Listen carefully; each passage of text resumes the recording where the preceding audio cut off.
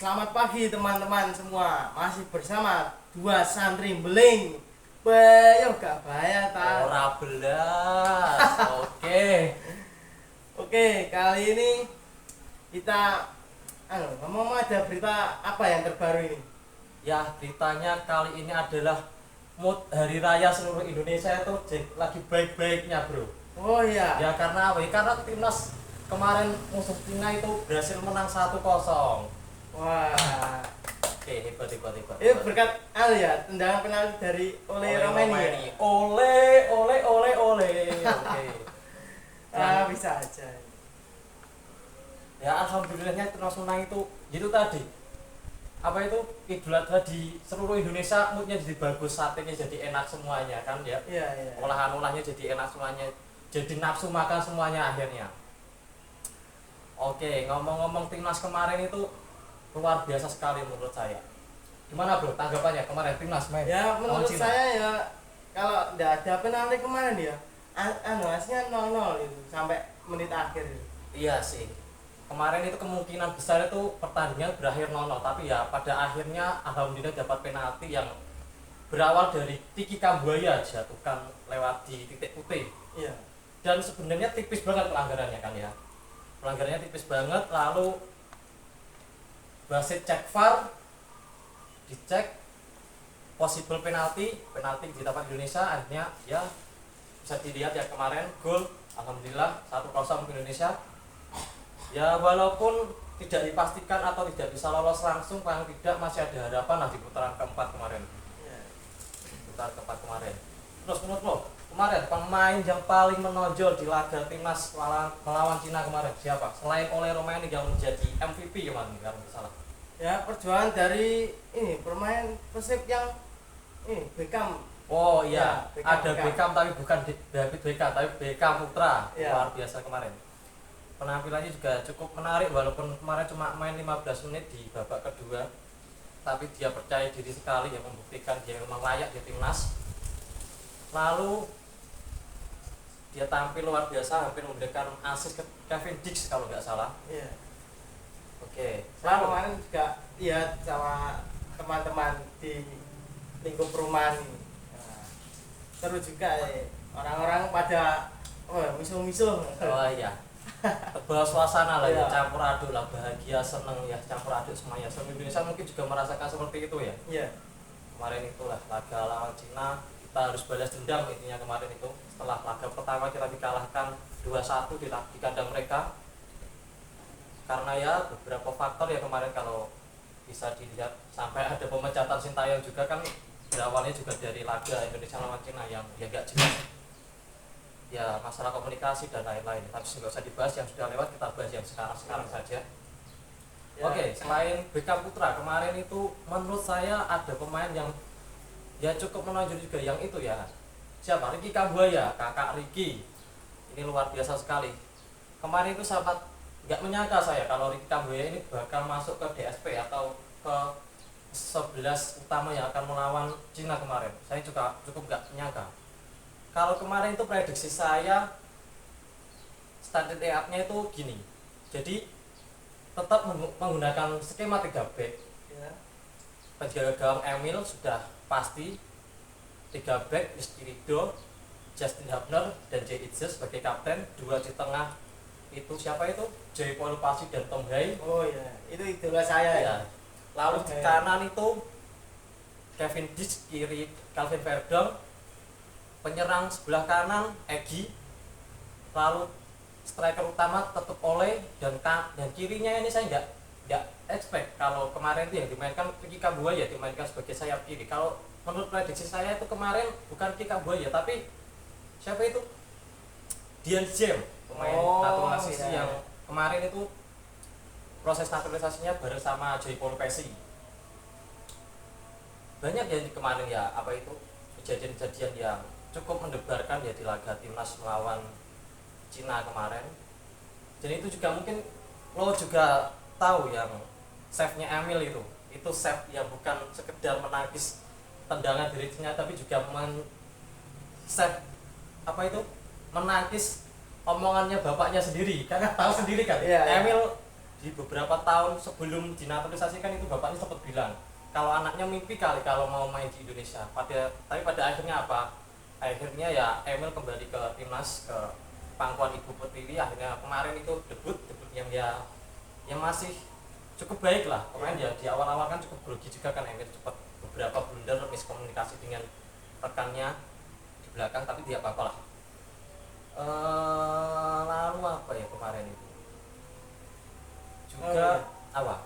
Ngomong-ngomong, Ricky Kambuaya itu berasal dari mana sih? Oh, kakak Ricky. Ini cukup Ya. unik sih. Kakak Ricky ini dulu tuh, oh iya, sekedar informasi pada teman-teman. Jadi kakak Ricky itu 2000 berapa ya? Yang ngetop-ngetopnya Evan Dimas itu 2000 berapa? 2014. Oh iya, 2014 Indonesia U19 itu lagi naik-naiknya pas timnas angkatannya Evan Dimas U19 itu juara. Jadi juara juara AFF U19 ya. Pada waktu itu kakak Ricky itu belum main sepak bola atau belum main sepak bola di level profesional, maksudnya masih main di antar kampung. Jadi pada waktu kesempatan saya dilihat di wawancaranya kakak Ricky dengan ya adalah satu channel itu, kakak Ricky menyampaikan pada waktu 2014 itu dia itu belum main sepak bola secara profesional, jadi dia itu masih main antar kampung. Dah pada suatu ketika dia itu melihat laga timnas Indonesia angkatannya Evan Dimas itu pada waktu ya Piala AFF itu. Terus dia tuh sempat ngobrol sama temennya. Ya temennya tuh ngomong gini, ayo Ricky semangat, kamu nanti mungkin bisa main sama Evan Dimas. Tapi pada waktu itu Ricky masih tidak percaya dengan kemampuannya. Dia masih bilang gini, nggak mungkin kalau saya bisa main ke Evan Dimas. Evan Dimas itu udah top lah intinya pada waktu itu, udah top. Jadi dia menganggap dirinya tidak mampu. Tapi alhasil apa? Dengan kerja kerasnya, dengan spiritnya yang luar biasa, Ricky kemudian membuktikan. Dari Papua dia membuktikan bakatnya. Akhirnya dia bisa mampu mewujudkan mimpinya yang pada waktu itu bisa dikatakan ya sedikit apa ya, berhayal lah bisa main sama Evan Dimas. Tapi akhirnya terbukti mimpi itu terwujud pada AFF 2022, AFF pertamanya pelatih Sintayong pada waktu itu. Ya. Pada waktu itu Ricky Kambuaya dimainkan bersama Evan Dimas, luar biasa sekali. Penampilannya juga sangat luar biasa. Malahan di penampilannya melawan Singapura kalau nggak salah menjadi MVP, itu luar biasa sekali menurut saya. Jadi Ricky Kambuaya itu bisa menjadi motivasi, Ya, motivasi untuk para teman-teman sekalian. Nggak ada intinya itu mimpi yang terlalu kecil. Intinya benar itu. Gini loh, ada apa ya, pesan yang terbunyi itu gini, mungkin ada sesuatu ya pada dirimu yang dirimu sendiri itu nggak tahu. Nah, ya tapi apa ya, dengan kamu terus berusaha, terus berjuang, gak ada mimpi yang tidak bisa terwujud. Dan keberuntungan itu akan bersama dengan sesuatu yang terus konsisten dilakukan, dan kamu akan memberikan keberhasilan, gitu menurut saya. Ya. Nah, untuk ngomong Kak Elsa ini hobinya apa ya? Pemain sepak bola, Ya pemain sudah sepak bola jelas lah. Hobi saya itu ya main bola lah ya. Saya cukup apa ya, cukup tergila-gila dengan sepak bola. Sejak kecil itu saya sudah ya, oh ya, terkait dengan itu ceritanya pas waktu dulu, waktu booming-boomingnya Evan Dimas 2014 itu saya ingat sekali kejadiannya itu. Pada waktu itu kalau nggak salah mau partai final kalau nggak salah. Angkatannya Evan Dimas atau AFF 2000 AFF 22 ya, kayaknya ya antara dua itu lah. Makanya saya itu sejak kecil itu suka banget sama sepak bola kan ya. Ya sesuai pengalaman saya itu tadi ya, saya sejak kecil itu sangat tergila-gila dengan bola. Satu pengalaman itu ketika final ya antara AFF U22 dan U19-nya Evan Dimas kalau nggak salah. Waktu itu kan partai final, dan saya itu rebutan TV sama kakak saya, ya. Kak saya nggak mau ngalah, tapi ya pada akhirnya saya mengalah kan. Ya, Saya ingat banget pada waktu itu malam, entah jam berapa ya mainnya, cukup malam kok mainnya, setelah isya nggak salah, jam 8-an kalau nggak salah. Ketika itu karena saya sangat suka sekali dengan sepak bola, karena partai final juga kan, nggak mau melewatkan. seketika saya ambil sepeda keluar, saya menuju ke rumah nenek saya pada waktu itu. Malam-malam saya ngontel ke rumah nenek saya yang jaraknya cukup lumayan, ada 1 kiloan kalau nggak salah. Saya ngontel rumah nenek saya dan bunda itu. Saya ini tidur sana juga. Ya alhamdulillah timnas Wadah itu menang, meraih juara 1. Nah, Nah. seumpama Gimana? melihat perjuangan Mas Jalisa tadi gara-gara rebutan TV, kalau Indonesia kalah gimana? Ya mungkin kecewa Perasaannya. lah. Ya mungkin ya Kecewa banget lah. Rungkat bolo masih rungkat. saat ini. Ya, tapi alhamdulillah pada waktu menang lah. Alhamdulillah menang. Akhirnya ya. Tapi saya cukup menyayangkan sekali kan ya. Setelah era-eranya Evan Dimas itu sepak bola Indonesia mengalami turun naik kan secara ya performanya, secara prestasinya kan turun naik. Gonta-ganti pelatih gak jelas terus ya sebanyak masalah lagi lah ya, masalah internalnya dari federasi juga kan ya. Iya. Gonta-ganti pelatih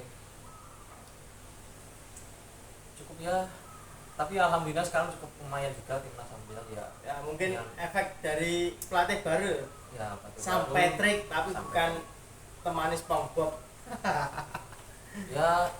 Ya saya bisa cukup setuju atau tidak ya terkait Ya. pelatih baru sekarang itu ya saya menganggap pelatih yang sekarang Patrick Kluivert itu cukup bagus karena ya dari 3 pertandingan dia berhasil memenangkan 2 laga. Dia cukup bagus untuk pelatih yang baru melatih ya. Ya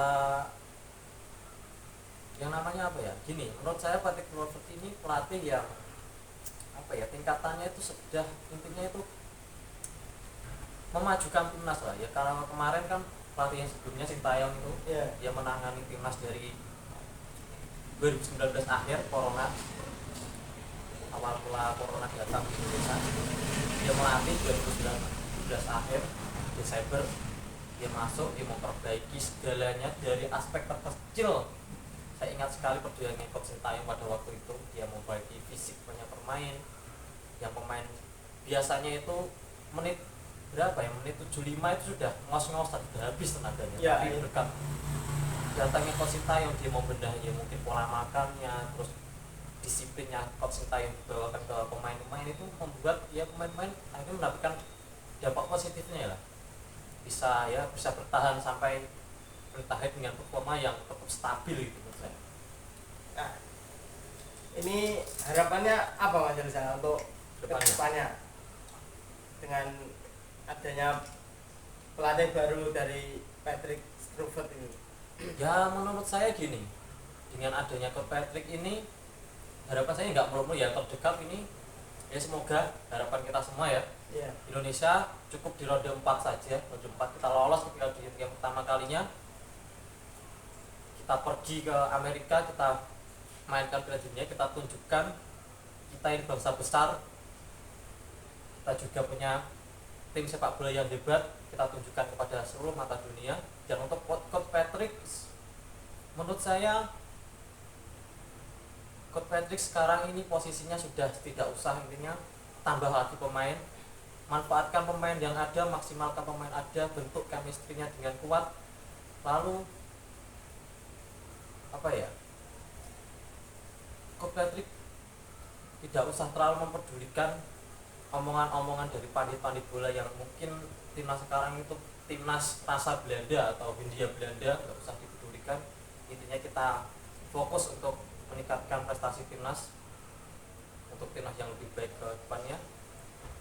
Itu tadi untuk Coach Patrick, intinya apa sih, maksimalkan squad yang ada sekarang, chemistry-nya juga sudah kebentukan ya, 3 back kita sudah jangan diutik-utik lagi lah, kalau bisa sudah saja dipakemkan. Ini nanti pelatihnya kan juga hebat kan, ada Michel Girls, ada mungkin Jordi Amat yang masih juga prem juga.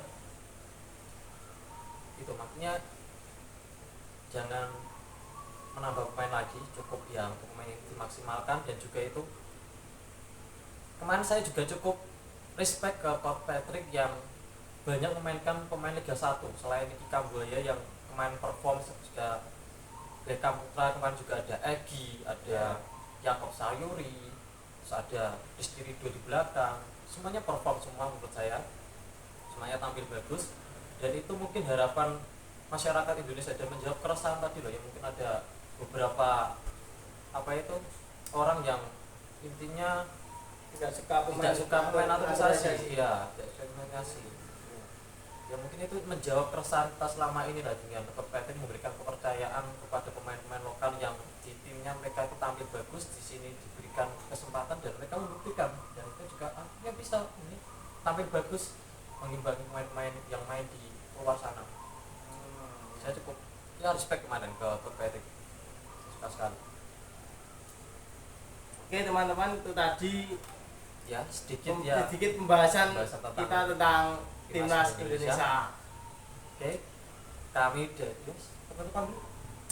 Oke, kami dari dua santri beling pamit undur diri dulu. Ya, begitu. Sampai jumpa pada Di kesempatan episode berikutnya.